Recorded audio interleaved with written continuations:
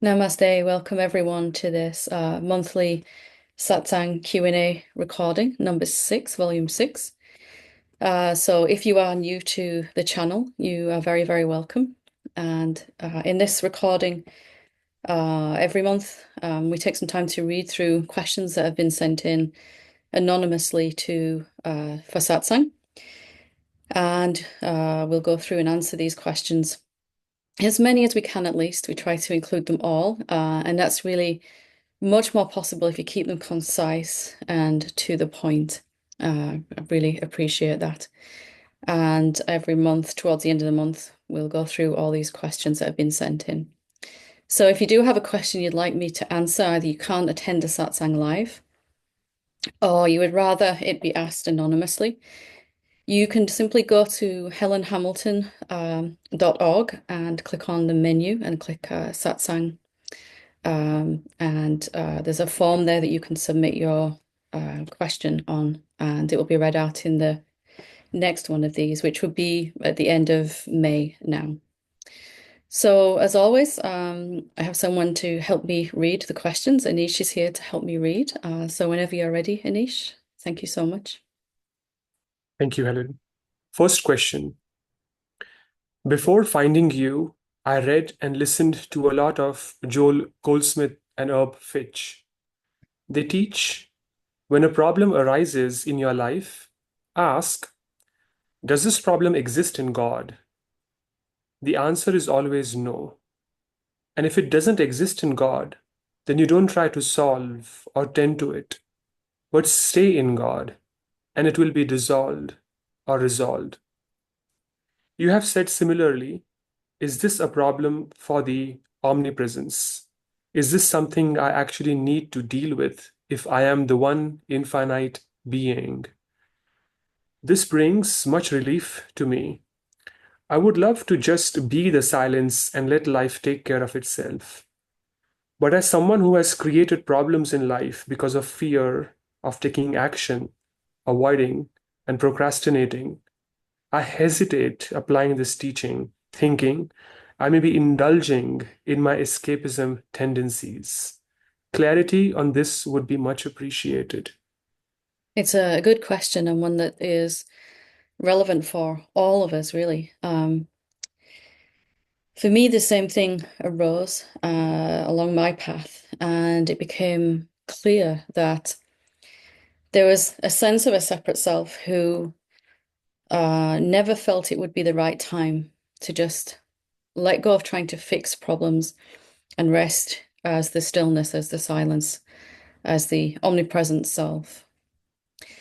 And actually, as I got further into my pathway, I realized that that would go on forever if I continued to believe in the reality of the one who created these problems. And instead of trying to fix the problems, I tried to recognize that the one who had the problems, the separate someone, the person, was not a real entity. And that even resting in the silence and stillness, remaining as God, being the omnipresence, it was not even something that I could do because it is what I am. So if we begin to look and try to find that one that's created these problems, we see not only is it non-existent, there's no separate self that actually pulled away from God in the first place and has to fix its problems. And so more attention goes to that one that we think we were rather than the problems themselves. We begin to investigate this sense of I that feels it has to make a choice. Do I rest in stillness or fix my problems first? Are my problems going to get fixed if I rest the stillness? Even this subtle sense of identity as the one who might be escaping, avoiding responsibility or not, is still coming from a fictional sense of I that never really existed in the way that we thought. And so if this is clear to you, if you've seen that there isn't a separate self and never was, then it's totally okay to abandon trying to fix the problems. And I'm not talking about what your body does or what your um, body moves in, how it moves in the world. Problems will get resolved. The body will be a part of that resolution.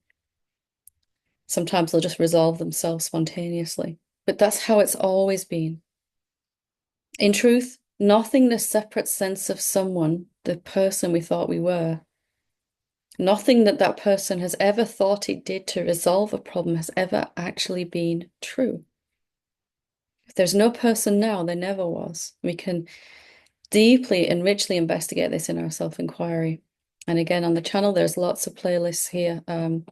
One of those for self-inquiry to to have a look and see if you can find that separate self that even needs to make this choice, that could avoid responsibility, escape responsibility, or be responsible is not even our choice. Such is the nature of illusion that even this seems like a real thing, but it isn't. There is only silence, beingness, consciousness. There is only you, the infinite self. And so it becomes clear that more of our time and attention and energy is worthwhile putting this time and energy into recognizing that simple fact that there has only ever been the omnipresent self. From there, all problems are seen to be the beginning of an expansion of the manifestation. What we call a problem is really the beginning of a process of expansion. And the expansion we call the solution is fixed. But we don't add, excuse me, artificially need to separate those into two, problem and solution. Really, it's like a flower blossoming. And when we see this bit, we go, it's a problem that I need to fix. But all of our perceived problems are really life in the process of expansion. So hope that helps. For me, to really recognize I never was a separate self just helped me relax into what was already unfolding and could not be stopped, which is every problem we've ever had resolving. Even this problem of how to wake up to the truth. Thanks, Anish. Is it true that when you can't stop thinking about someone, it means that person is also thinking about you? Well, yes, if you are the infinite self, if you're living as the infinite self, that person must be thinking about you too. If you're currently living as a separate self, then no, it's not always true. It will be that the mind is obsessing over something in order to sustain the sense of separation. So in the oneness, if you find your attention drawn to someone in your thought stream, then it's perhaps because, oh, well, pretty much has to be that that person is thinking about you also, because there is no other. And similarly, then, or oppositely, paradoxically, no, opposite to that, the sense of separate self is a distortion of reality. And so, whatever it's thinking about, you can pretty much guarantee that whatever the mind that someone is thinking about is not at all what's actually happening. So, yes, it's always true as the infinite self. No, it's never true as the separate self. Thanks, Anish. Hello, Helen. Heartfelt thanks for sharing your experience and insights with us. The non dual teaching, as I understand it, says that our I am is and always has been and is ever present.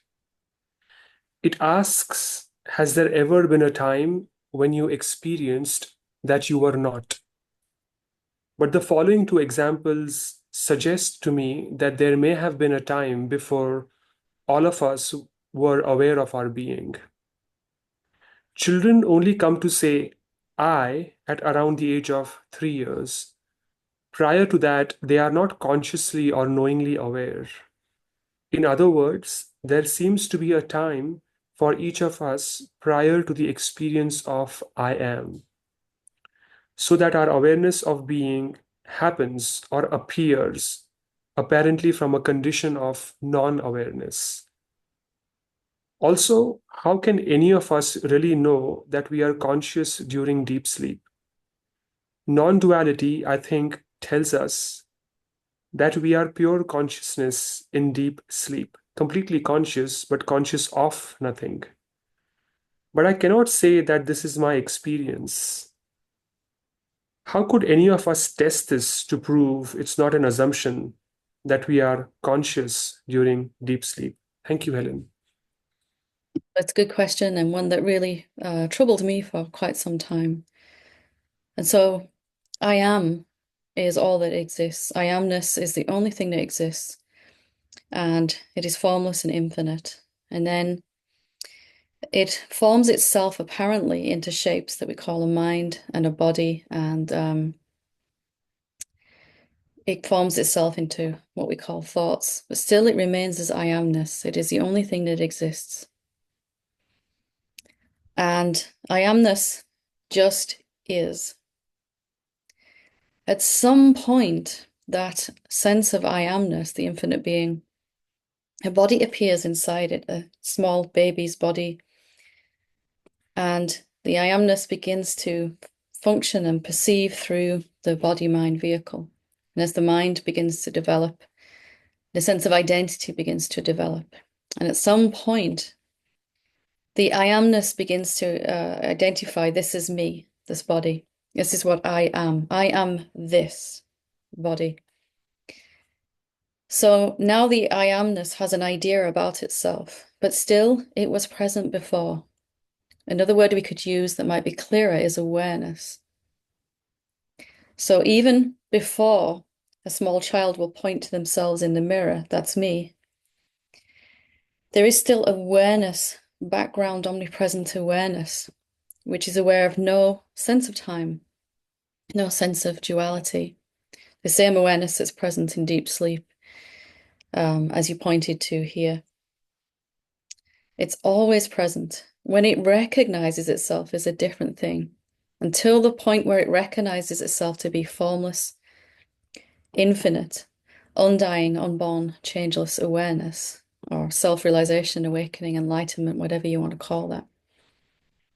It's still here before that point, and it's always here, but it's focused on phenomena, so it's lost sight of itself. It's like a big empty room in which there is no furniture at all. And then someone puts something in the middle of the room, and all the attention goes to the middle of the room, the little object in there. In this case, the child's body.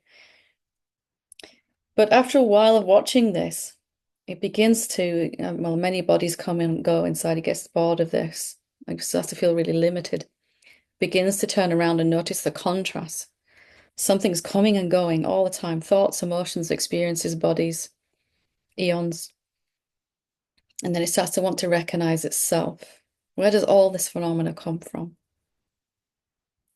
So it's always here. But after a certain point, it begins to want to recognize itself rather than the shapes it's appearing as the phenomenal world, the mind, the body, our life, all of that. And it begins to contrast the phenomena, the moving, the changing with itself and realize there's something unchanging that's ever present. How do we prove that it's always here? How do we prove that there was awareness before memory and experience, before form? Well, right now, if you notice awareness or I amness, as you called it, tune into that now. Right now, you know that you are. If you tune into that now, if I ask you, do you exist? You would say yes, right? What is it that exists? What is awareness? Is it form or formless? You can do this with me as I'm going through this. This is my process I went through too. I found that what I am is formless. So then I began to ask, does that formlessness come and go? If it had a beginning, it can have an ending and is not continuously present. When I really looked at formlessness, like the formlessness in which this form is apparently appearing, can it begin and end? Is there any capacity for the formlessness to disappear or appear? When I really looked, those were qualities of phenomena, not of formlessness. They were qualities of form. Forms have a beginning and an ending. And when I began to realize awareness, myself, I amness, always here, no beginning, no capacity to begin or end, began to recognize the I amness, the awareness that is here even in deep sleep, even during anesthetic, in the presence or absence of a body, still the same awareness. Still there, even while the body-mind vehicle is maturing enough for it to be able to recognize itself, use that as contrast. Still the awareness is here. So checking out what this I amness is, seeing if it's formless or form. When you find that it's formless, insubstantial emptiness, not a thing, see if it can come and go, and you'll come to the conclusion, just by really wanting to see, that it can't come and go. It is the only thing that's always here. If the whole universe disappeared tomorrow, it would still be here, totally unaffected. So those are the steps to prove it to yourself. And it's good to prove it to yourself. That's what the sages have done, right? That's what I wanted. I wanted to know beyond any sense of doubt. So hope that helps. Thanks, Anish. Next question. Can you advise what is the proper way to move to satisfy sexual desires? I usually fall for the wrong guys and end up in a somewhat obsessive state.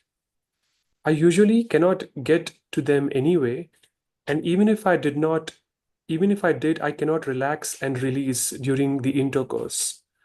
Sometimes I wish I would like to experiment with all that with people with whom I feel comfortable. Yet I don't know how to get in touch with those people.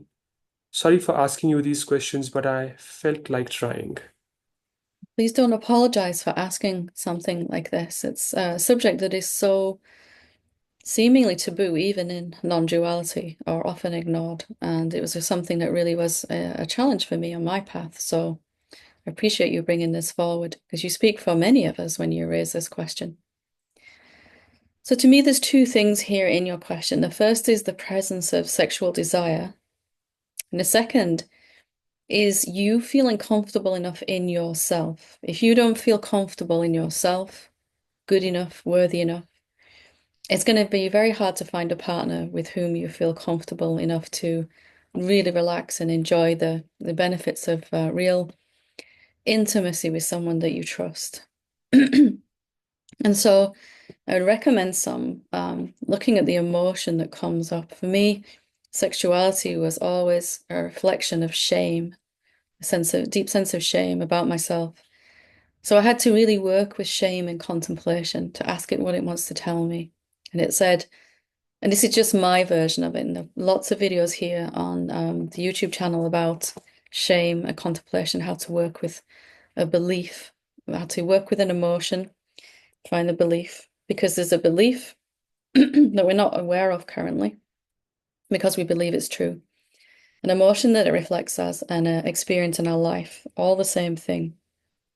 So shame for me said I'm not good enough, I don't deserve to exist. And that reflected as this emotion, shame, and then as these negative experiences in my sexuality. And so when I really began to question this idea behind shame, is this really true? I don't deserve to exist. Is it really true, actually? Working with the contemplative process. Everything in my life turned around, actually, not just this area of sexuality.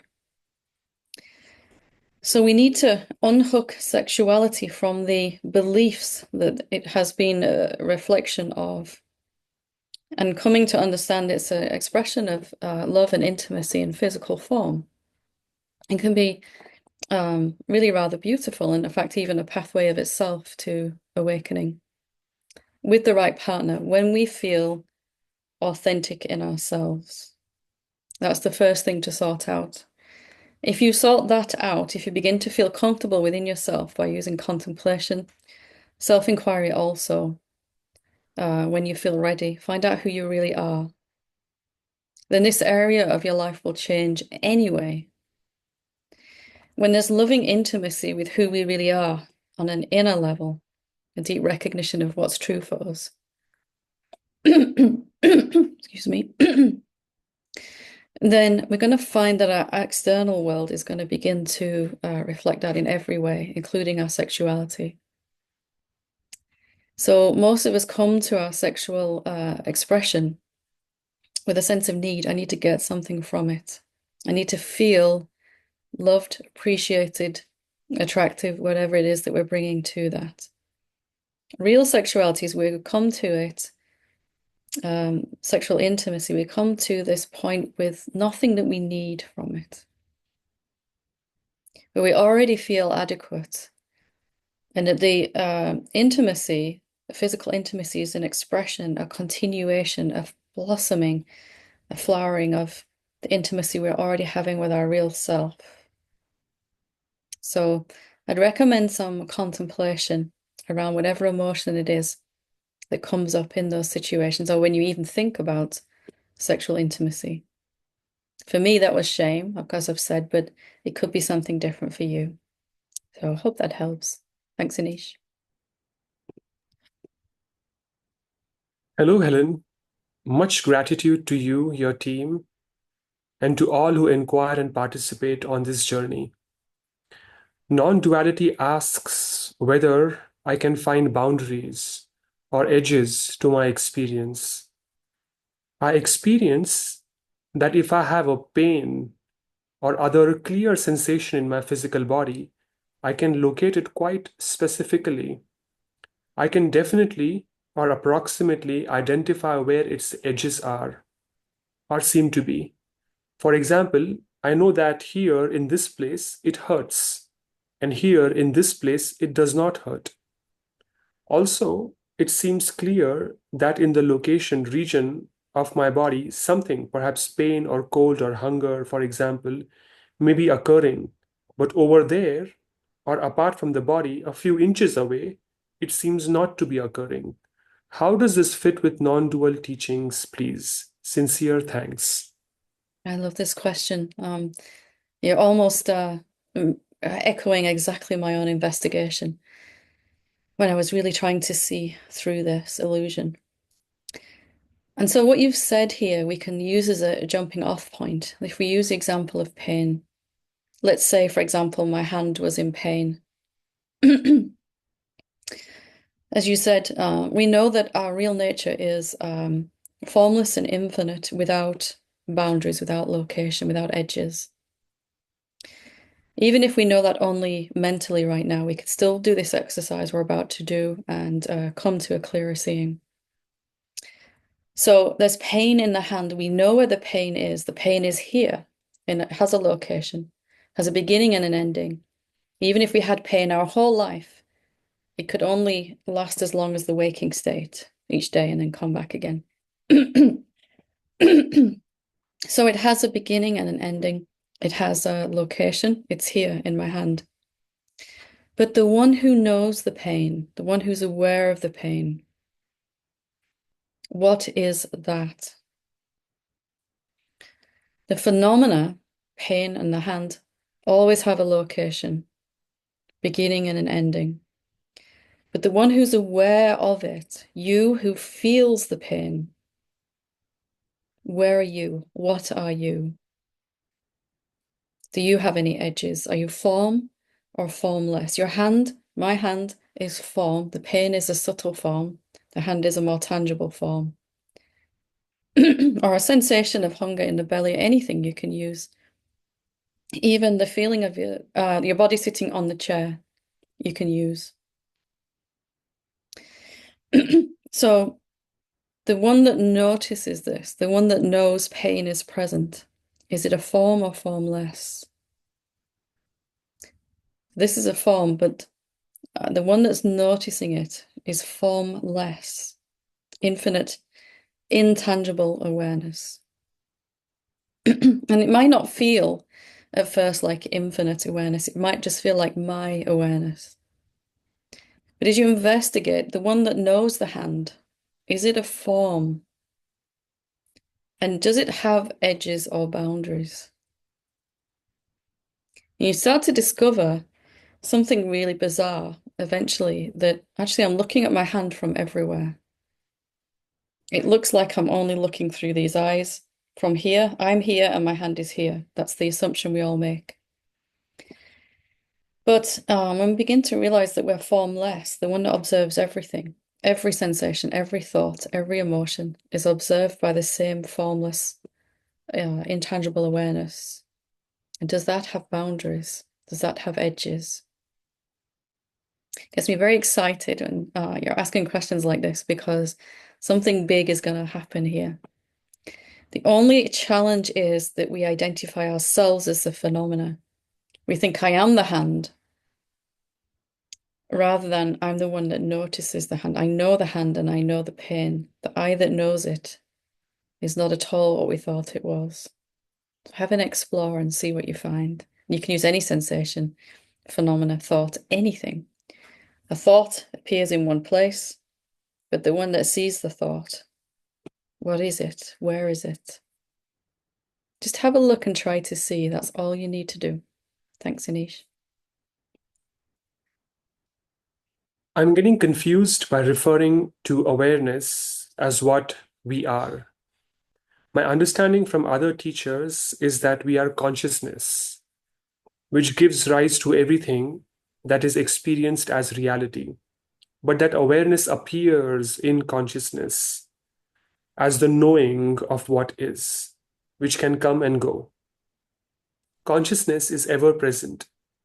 In other words, but awareness is not. It's confusing because we will say, I lost consciousness.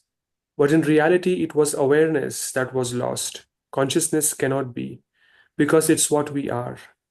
I wonder if you can clarify this for me, because I'm confused by what seems like equating awareness and consciousness as being the same thing. Although I suppose from an enlightened perspective, it is all the same thing. Some teachers will refer to these terms awareness and consciousness differently. Awareness being something in those teachings that, or I amness as an intermediary stage. But, in my own path, that just really confused me. And so I just wanted to go to the ultimate reality to know what that was. Whatever is the last place in my journey, the place where I can reside as forever. And so in these teachings, we're using the word awareness and consciousness synonymously.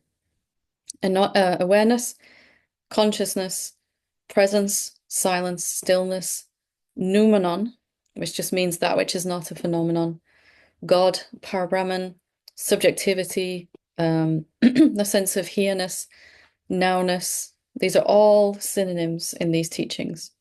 Emptiness, nothingness. I could go on forever. Basically, there is only one substanceless substance, and we can give it any name that we like. And instead of dividing into stages, like some other teachers do, I didn't find that very helpful in my practice. So I don't do that. And just, I'm not saying it's wrong, it just wasn't helpful for me in my journey. So here, awareness and consciousness are synonyms, meaning the same infinite, unbound intelligence that is formless. Hope that helps. Thanks, Anish. Hello, Helen. Increasing gratitude as what you offer continues to support the recognition of who I am and who we all are. My question is, as we become more conscious of and aligned with our true being, are we getting closer to the experience of being able to choose whether or not to manifest in human form? That is, as we identify increasingly with and as the consciousness that we are, might we prevail as consciousness and not have to experience a human form and condition again if we prefer not to? Sincere thanks. Absolutely, yes. In fact, this incarnation was a conscious choice for all of us, with the recognition that only with the sense of a human body and the sense of time and space could our soul actually play out its beliefs and see them play out and then finally come to transcend them. Each incarnation, we have made a conscious choice to try to resolve these things by having a human experience. But in this one, the difference is we're coming to realize if we look at what causes seemingly a human incarnation, it is the fulfillment of desire that we're looking for. We want to feel good enough. We want to feel safe. We want to feel free. And until we begin to realize that through the experience of duality, we're never going to feel free, safe, or loved, permanently at least, then that the only solution is to realize we were never unsafe as the infinite self. We were never unloved or not lovable. We were never limited or bound at all, in fact. We are the unlimited infinite self already. So all of our incarnations here are by choice, but we don't remember that choice in the structure of a person. As the structure of the person begins to break down and becomes clearer, they were always going to be drawn towards a physical incarnation. But it is always our choice when to take that incarnation. We may not remember that or feel that we would have chosen that in the body mind only because we feel very cut off from the place where we made that decision, where it seemed like a good idea. But yes, to answer your question succinctly, as you recognize who you are, you realize that it's always been a conscious choice and that there has never been anything that made you incarnate. Actually, you're just here as the infinite self, and a body mind forms inside yourself. And then it lasts for a while, has various experiences, then disintegrates. Then another one comes and goes, comes and goes. You're not stepping into that or stepping out of it, really. So it's always and only a conscious choice, but you will know that to be certain, for certain, to be true as you realize who you are. What could force you to incarnate if you are everything, literally everything? The beliefs, the desires, all the other beings, everything is you. There could be no forcing of anything then, right? But yes, you will become consciously aware. And at that point, the way you feel about human life may change a lot. You might feel extraordinarily blessed to be able to be here. I'm not saying that you don't right now, but sometimes it can feel more like a trial than a celebration. Life, lived as a human being, knowing who you really are, is really quite beautiful. And actually, you can be of service to many, many other beings then, in whichever way we're called to do that. Thanks, Anish. Hi, Helen. Namaste. I have been listening to your teachings since 3 years or so. It's been a great help. Gratitude. It's been 8 years since my awakening started. I have a question related to internal challenge that's going on since a month now. Feels like revealing to you. Any response would be truly helpful. A month ago, a sudden fear arose in body mind, and I felt totally threatened in a way that all the control and responsibility that I feel I hold on to must be let gone. There is clinching and clinging in body mind system since then. Sometimes it loosens, but most times it's kind of tight and rigid internally. Some financial challenges going on, but there is intuitive assurance that all will be well. I listened to your videos related to control, which are on the spot and helped a lot. Intellectually, I understand that false sense of control need to be dropped, but still body-mind system is in contraction mode and don't want to let go. It creates negative scenarios about what if. I have had rarely any personal worldly support throughout my life, and hence the sense of self-responsibility and fear of losing control have been a central theme of my life. Now, even if I realize illusionary nature of egoic control, it feels very sticky and hard to let go. I got checked my body with doctor and all is normal with normal test results. What would you suggest, Helen? Any response is appreciated. Thank you. It's very, very common that what you're describing here, and I'm glad that you got yourself checked out. So at least physically, you don't need to concern yourself. The body is only reflecting something to you that is not true. The body is always telling us, sometimes shouting at us when there's something we're believing that is not true for us. That is the only message that it's ever giving us, whether it's physical pain, illness, a negative emotion, contraction. All those are ways that the body says to you, what you're holding on to right now is not true. Relaxation, openness, peace, joy, bliss, all of those, pleasure, ecstasy, are all your body's way of saying what you're holding on to right now is true. The better you feel, the more in line with what's true you are. The worse your body feels, the further away from the truth we've gotten to. So we might have some seeing in our inquiry or just spontaneous insight from our regular practice that there is no sense of, excuse me, there is no separate person to let go of control. We see in a moment of looking, there's only formlessness when I look for myself. There's nobody to hold on or let go. And it sounds like you've experienced that to some degree, a recognition that there's no separate self. And yet there still seems to be a separate self that seems to need to let go. Or we are still asking the question, as I did, how do I get rid of the sense of a separate self then if it's not real? When will it go away? I've seen that it's not real. Therefore, when is it going to go away? Because when it goes away, we believe that the body will relax. But actually, the body is showing us something we're holding on to is not true. And the body's saying, in this case, you do not need to get rid of the sense of a person. It only needs to be seen clear enough, deeply enough times that it's not real. So let me clarify by saying, right now, as I'm sitting here in this chair, there's awareness of my omnipresent nature and also the sense that I'm sitting in a chair recording this with a niche. And I don't need to get rid of that or even want to get rid of that now.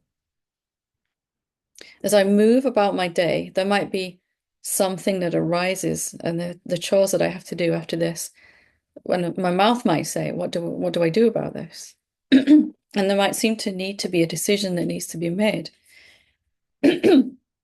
Excuse me. So in that watching of that sense of a someone apparently making decisions or not, there is the total knowing that it's not true.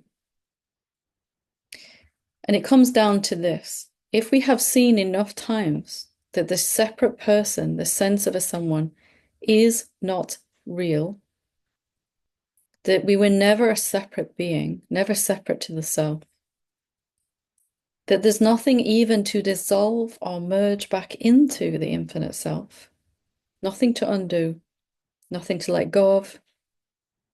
Even the sense of a someone that's still hanging around is just a sensation. If you look at what it really is, it's a bunch of sensations, right? Thoughts, emotions, contractions in the body. And it was my insistence that, okay, I've seen it's not real, but it should still go. It was actually making it seem real again. Can you see that if we really knew something wasn't real, we would have no problem with it at all or need to get rid of it? And all this is just to point to the fact that if we still think we need to get rid of something or let go, then we haven't 100% convinced ourselves that it's not real. How can a non-existent entity go away anyway? If it's not there, how can it go away? It's our very insistence that it hasn't gone away yet that gives it its sense of reality in that moment. So you're in a room and there's a door here and there's someone in the room you don't like and you ask them to leave. They go outside and they close the door. In that moment, they're not there, and yet we go to the door and open the door and look and see if they've gone. The moment we open the door, they're back again. They don't exist until we open the door. There they are. We've recreated a separate self in our imagination. We close the door, it's gone. Has it gone yet? And we're doing this all the time. When will it go? But if we see that even if it seems to be standing in the room with us, it's not actually, it's just a sensation that comes across the body, right? It's an experience of separation. And it comes and it goes. Then there's no urge to get rid of it. And it comes down to this, and this is the one question I got to ask Adyashanti when I was sitting with him in a retreat in a talk he gave in London. And I said something like this, I can't remember the exact words. I've seen that the sense of a separate someone isn't real. I've seen that I'm formlessness. And yet the person still seems to be here. When is it going to go away? And what can I do to get rid of it? And he was kind enough to say there's absolutely nothing you can do to get rid of it. And there's a great opening and relaxation inside. That there was nothing I could do, I, the real self, nor do I need to. There's also a real furiousness, uh, anger and impatience from the sense of a separate being who really thought he hadn't answered my question.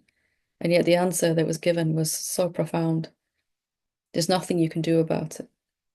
It's no different than a table, the sense of separate self, a tree, a laptop. It's no different than any other phenomenon in the end, right? Why would we need to get rid of anything from there? So just to see clearer, see a few more times, be really convinced that it's not actually there. We can create this phantom. We're so powerful as the infinite self. We can create this phantom of a separate self that needs to let go. And we can do that, recreate it, have it dissolve, recreate it an infinite number of times. This can be the last time if you really kind of look. If I'm trying to get rid of anything, it must be because I'm still somewhere convinced that it's actually a real thing to push away. So, hope that helps. Thanks, Anish. Next question.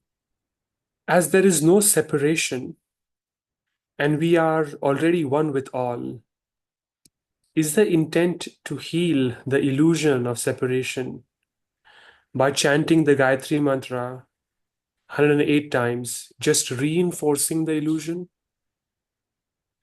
It depends on who you know yourself to be when you're doing it.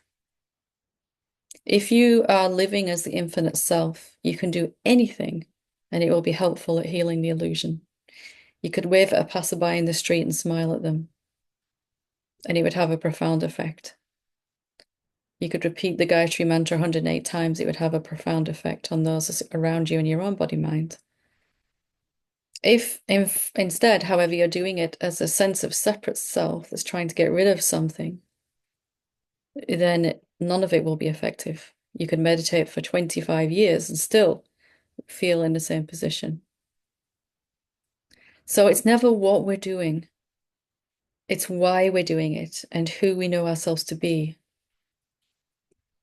If you recognize your own infinite nature and feel absolutely spontaneously moved to joyously repeat the Gayatri 108 times, just because it's fun, that's going to do more to help every other being around you than mechanically sitting every day and repeating it because you want to help other beings or because you should or some other reason like that.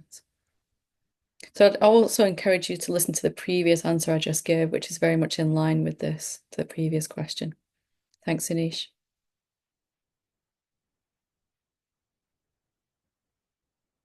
You're still muted, Anish, there.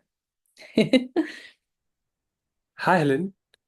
If we are meant to live as our eternal nature, pure awareness, what is the point of even being in the world with a body and its script of trials and tribulations? Thanks. Again, another wonderful question that really got me caught for a long time. And the reason for living this human life is to help us recognize who we are. First of all, Our human life is tailor-made for our awakening. It's perfect. Our own experiences play out. I'm not saying we like it, of course, but it's perfect for our awakening. Um, our human life, we're involved in the world to live out these experiences and beliefs, to see what we're believing that is not true about us. And without this human existence, we wouldn't be able to do that. We wouldn't have the contrast of the seeming becoming and changing and coming and goingness of our human life. What it feels like to be a someone somewhere in time and space going through life with a birth and an eventual death. And then after we've recognized who we are, what is the point then in living a human existence? Well, actually, then it becomes a celebration of the recognition, a celebration that wherever I go, whatever I see, and whatever I encounter, whomever I meet is my own self. I can meet them with an open heart and a deep sense of wonder and awe at how I'm showing up as this other being, non different than myself. So, first of all, it's to help us wake up. That's why we participate in the world. Secondly, then to celebrate who we are and to help others wake up, apparent others. And we need as many examples of awakened beings living and doing ordinary everyday work and jobs as we can get in every walk of life, literally every walk of life, as many examples of an everyday ordinary awakening so that it becomes a normal thing, so that every person on this planet knows at least one awakened being that lives at the end of the street and delivers the mail or sweeps the streets or whatever they do, so that it becomes a celebration of awakening in action. And in fact, if we are withdrawing from the world at all, then awakening hasn't fully deepened, because we come to recognize in that awakening that the world is ourself. There's nowhere we could go in the entire universe where we would meet anything other than ourselves. How and why would we ever want to withdraw then? It's a popular spiritual myth, isn't it? And for the longest time, as a separate sense of self, I so wanted to leave the world and run away and hide in a cave or an ashram or something. But actually, that sense began to disappear, and actually, the opposite. Now I feel totally at home in my human experience, the good, the bad, and the awful.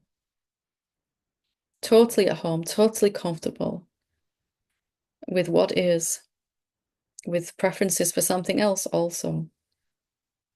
And there isn't even seen to be a world to withdraw from then. It's only yourself. So I hope that helps, just to kind of reframe it to something more helpful. Thanks, Anish. Hello, Helen. I find it easier to love the formless self, but so much more difficult to accept and love my human form. All I find are faults nowadays. Almost every single day, I find reasons to criticize myself and my life. Did you go through something like this? Please help. Lots of love to you and your team. Thank you for the love. Yes. Oh, I spent a good amount of time after having recognized myself to be formlessness, rejecting the mind and body even more adamantly, because that's form and I'm formless. It's not real. I don't need to participate in that. And there seems to be many things about the body and mind that I would want to change.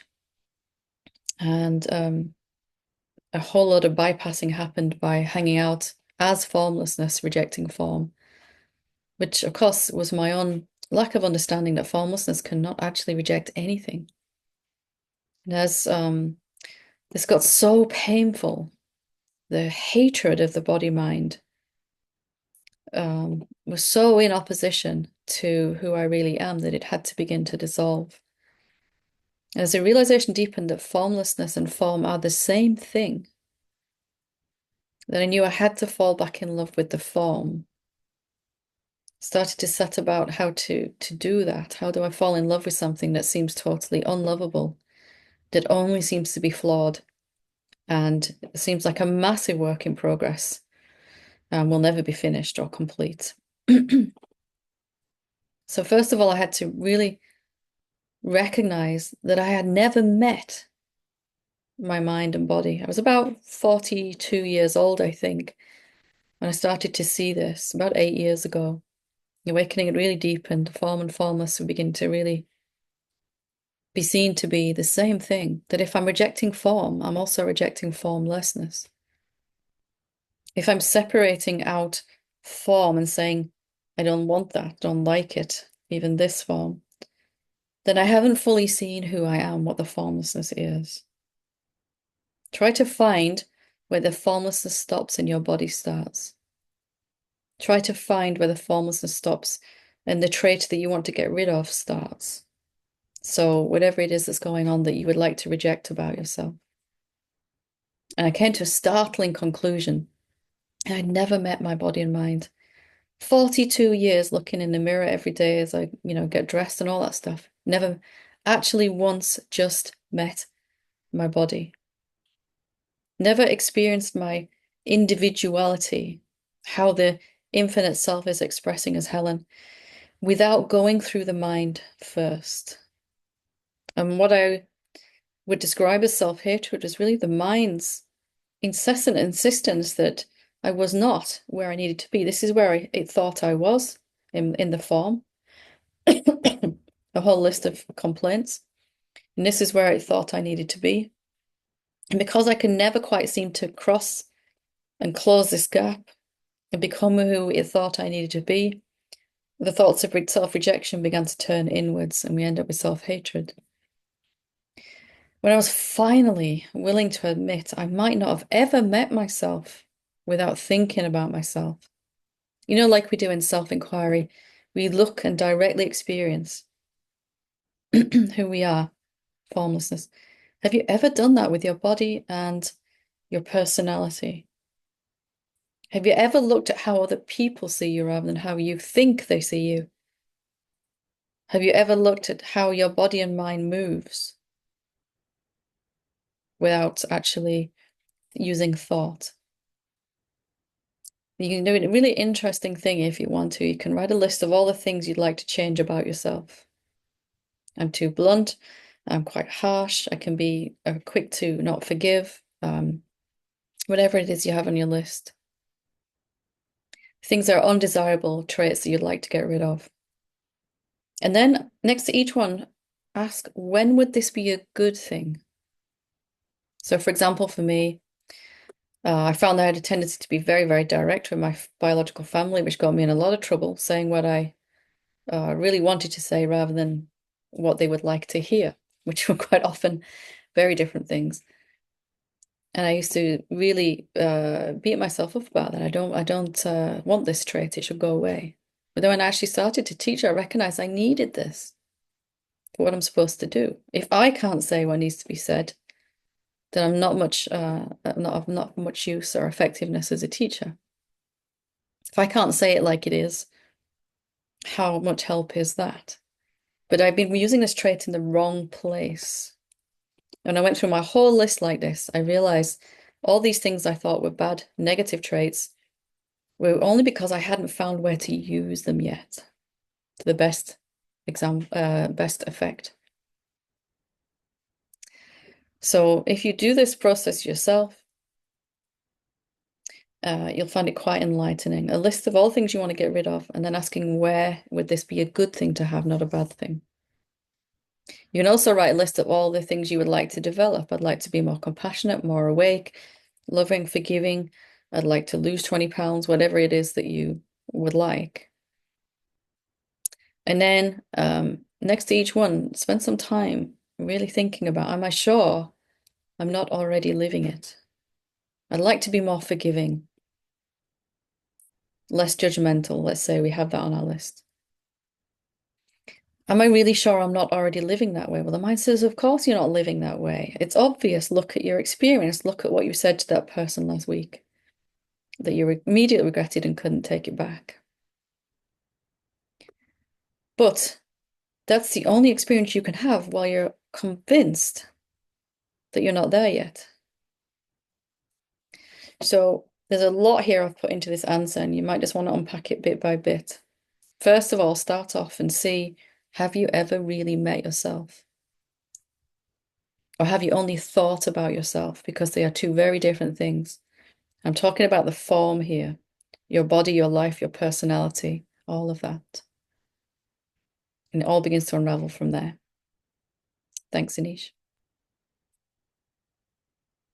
How to overcome those disconnections with your being when intense fear of the feeling of separation appears.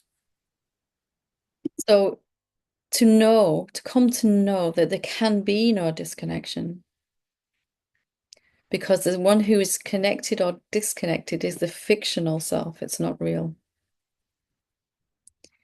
But there might still be the experience of disconnection for a while. So, for an example, fear was a huge thing in my life, and I would notice the silence, the stillness, the real being. When this fear arose, there was a sense of completely having forgotten who I really am. It felt so far away that I couldn't even access it. Felt like I'd not got anywhere on the path, in fact. When I began to see that connection and disconnection are just experiences that keep repeating. Now I feel connected, now I feel disconnected, now I feel connected, on and on it goes. That the one that's observing that is the place that I'm trying to connect to, that I am the place I'm trying to get to.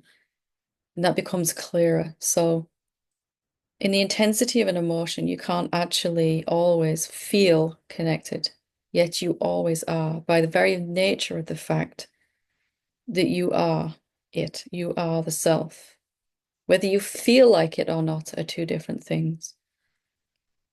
How to feel like it more often is to begin to see that this one that's connecting and disconnecting is not actually true, doesn't exist, you can't find it.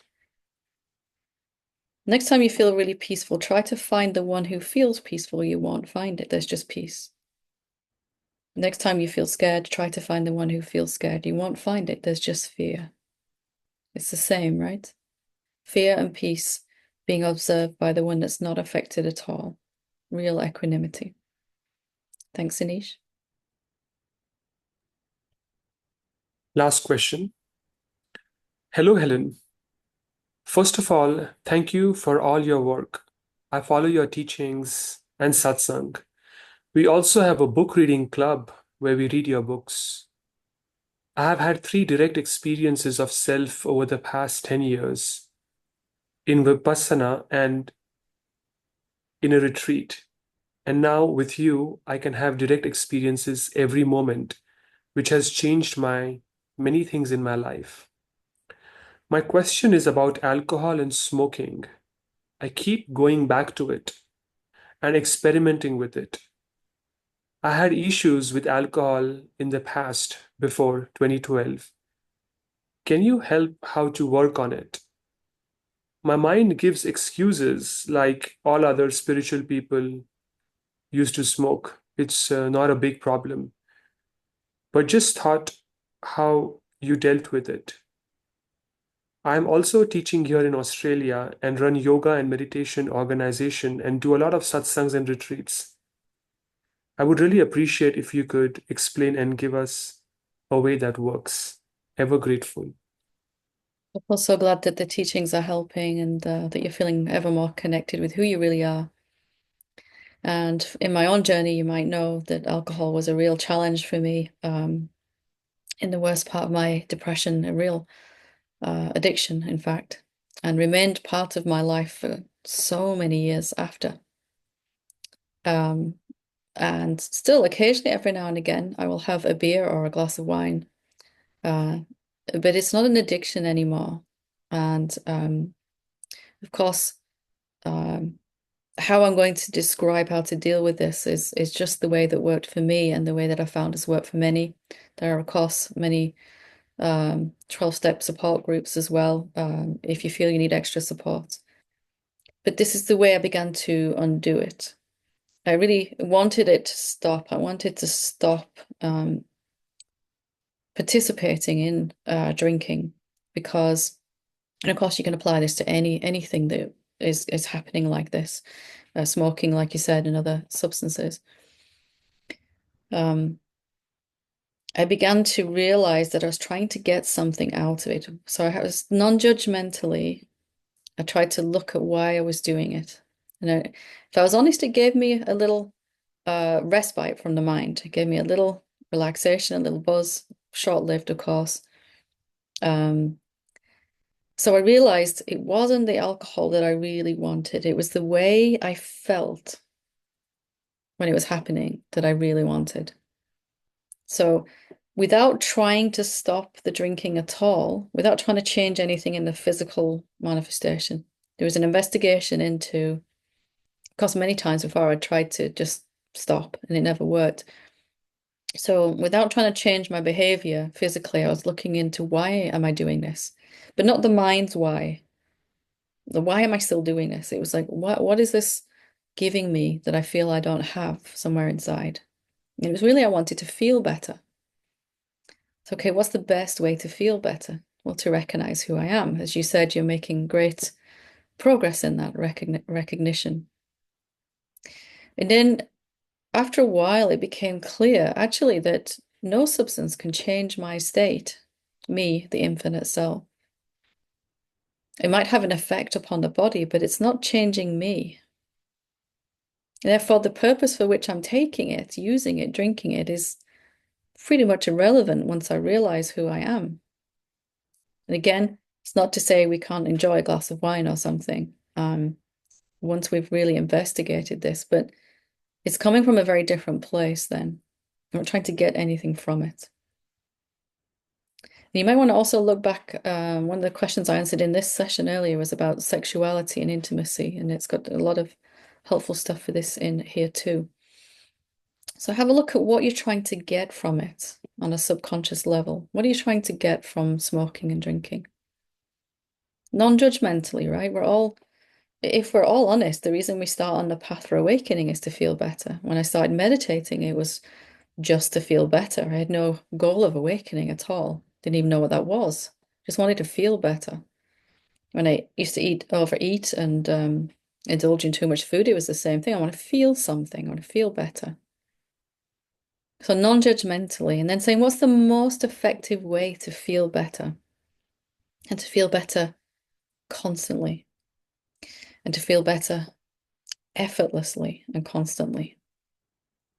Is to recognize who we are. And part of that is to realize that nothing outside of us, no object or substance can affect us. Still a belief in there, right, for most of us that some substance or something that we take into our body or do to our body is going to change us. That how my body feels in any particular moment is never outside of my control as the infinite self, the real self. The only reason my body has ever felt bad or some negative emotion is because of a belief that I'm holding on to. So as these beliefs are seen, like we're looking at in contemplation and self-inquiry, the ultimate belief that I'm a separate person, as they begin to disappear, the need to change our state is disappearing also because the state is not coming up and down. The reason we're up and down all the time in our mood and our state is because we're experiencing our thoughts all the time. The body has to live out what we're playing out in here, but knowingly or unknowingly. And so as the body begins to reflect the equanimity that comes, peace, stillness, silence with our real nature, there's less and less that these substances affect us anyway. And I actually found that rather than making me feel good, it started to make me feel worse. The body's energies began to sink. Especially because I was in separation when I was trying to get something from it. It was going to give me something that's inherently in separation. So just to see that, it began to fall away. Even after I'd seen that clearly for another 6 months or so, it still continued every now and again, getting less and less each time, more and more frequency at time between each iteration of the drinking in this case. And finally, when I didn't need it to go away at all, because it didn't change who I know myself to be at all, it stopped happening. So hopefully you can recognize yourself somewhere in that process I've just described. And the key is to recognize it doesn't give you anything anyway. It never did. It might change the way the body feels temporarily. It has never changed you, who you really are. And then to look at it non-judgmentally. Where's that place inside you that doesn't need it to stop? Ever. Paradoxically, then, it will. So hope that's helpful. Thank you very much, Anish, for reading the questions for me. Really, really appreciate it. And as I said at the beginning, if you do have a question you'd like to have answered for Satsang, you can we'll put the link in the description underneath this video, and you can use the Satsang page to submit your question. They'll all be read out like this at the end of the month and recorded in volume 7. This is 6 now, so it'll be volume 7. And try to do that once a month, depending on the schedule, retreats, etc. And over time, these build up to form a library of kind of frequently asked questions. But it's a pleasure to be able to help you with your challenges in awakening. Most of all, I'd like you to know that you're doing an amazing job in your awakening. It is the most challenging endeavor of all, awakening to the truth, but also the most rewarding. And it's definitely certain that it has to happen, is already happening. So, sending you lots of love and wishing you a wonderful time, a wonderful day. Thank you. Namaste.